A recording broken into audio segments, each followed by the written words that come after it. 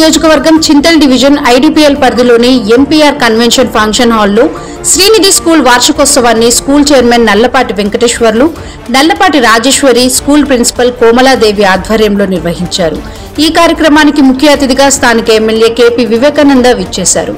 ఈ సందర్భంగా పాఠశాల యాజమాన్యంతో కలిసి జ్యోతి ప్రజ్వలన చేశారు. చిన్నారులు ప్రదర్శించిన పలు సాంస్కృతిక కార్యక్రమాలు అందరినీ అలరించాయి. అనంతరం ఎమ్మెల్యే కేపీ వివేకానంద మాట్లాడుతూ విద్యతో పాటు చిన్నతనం నుంచే విద్యార్థులు క్రమశిక్షణతో ఉండాలని, అలాంటప్పుడే రానున్న రోజుల్లో ఉన్నత శిఖరాలను అధిరోహిస్తారని స్పష్టం చేశారు. ఈ కార్యక్రమంలో స్కూల్ ఉపాధ్యాయులు, విద్యార్థులు, తల్లిదండ్రులు తదితరులు పాల్గొన్నారు.